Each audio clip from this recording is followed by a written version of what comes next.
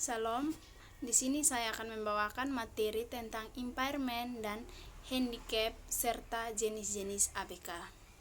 Anak berkebutuhan khusus atau ABK memiliki beberapa istilah yang digunakan beberapa variasi dari kebutuhan khusus seperti impairment dan handicap.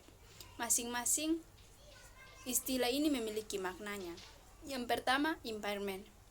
Kehilangan atau ketidaknormalan dalam hal psikologis atau struktur anatomi dan fungsinya biasanya digunakan pada level organ.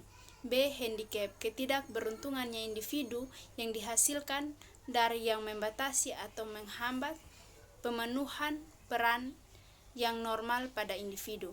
Anak berkebutuhan khusus adalah anak dengan karakteristik khusus yang berbeda dengan anak pada umumnya, tanpa selalu menunjukkan pada ketidakmampuan mental, emosi, atau fisik. Anak berkebutuhan khusus juga dapat diartikan sebagai seorang anak yang memerlukan pendidikan yang disesuaikan dengan hambatan belajar dan kebutuhan masing-masing anak serta individu.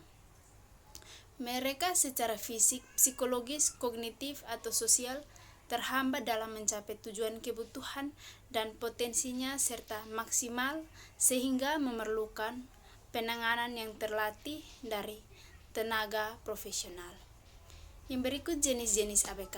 Anak berkebutuhan khusus atau yang pada masa lampau disebut anak cacat memiliki karakteristik khusus dan kemampuan yang berbeda dengan anak-anak pada umumnya.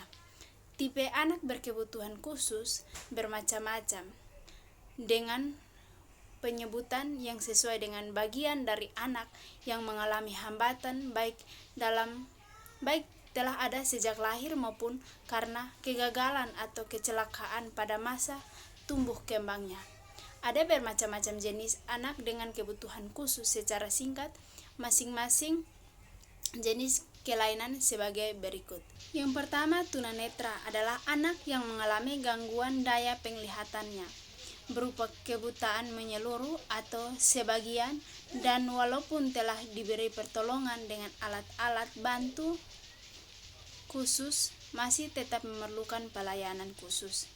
Yang kedua, tunarunggu adalah anak yang kehilangan seluruh atau sebagian daya pendengarannya sehingga tidak atau kurang mampu berkomunikasi secara verbal.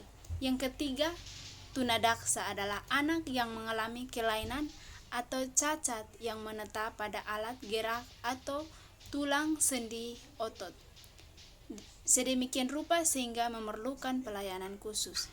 Yang keempat, berbakat atau memiliki kemampuan dan kecerdasan luar biasa. Anak berbakat adalah anak yang memiliki potensi kecerdasan atau intelijensi, kreativitas, dan tanggung jawab terhadap tugas di atas anak-anak seusianya atau anak normal, sehingga untuk mewujudkan potensinya menjadi prestasi nyata memerlukan pelayanan khusus. Yang kelima, tunagrahita atau retardasi mental adalah anak yang secara nyata mengalami hambatan dan keterbelakangan perkembangan mental jauh di bawah rata-rata, sedemikian rupa sehingga mengalami kesulitan dalam tugas-tugas akademik, komunikasi maupun sosial. Yang keenam, lambat belajar adalah anak yang memiliki potensi intelektual sedikit di bawah normal tetapi belum termasuk tunagrahita.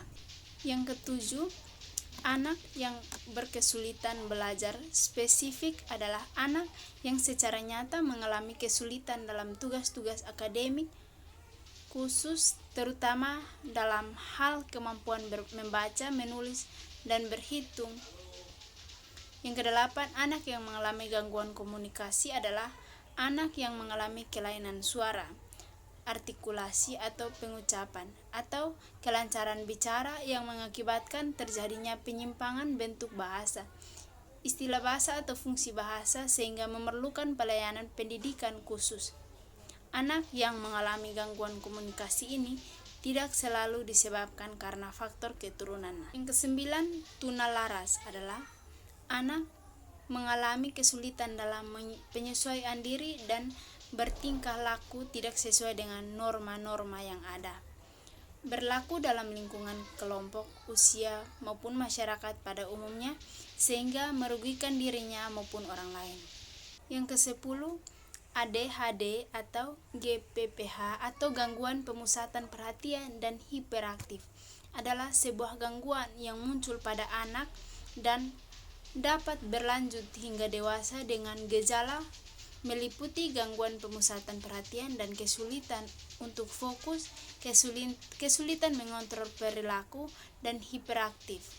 Gejala tersebut harus tampak sebelum usia 7 tahun dan bertahan minimal selama 6 bulan. Yang ke-11, autisme adalah gangguan perkembangan yang kompleks meliputi gangguan komunikasi, interaksi sosial, dan aktivitas yang mulai tampak sebelum anak berusia 3 tahun.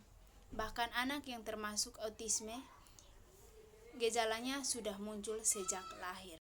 Sekian dari materi yang saya bawakan. Terima kasih. Shalom.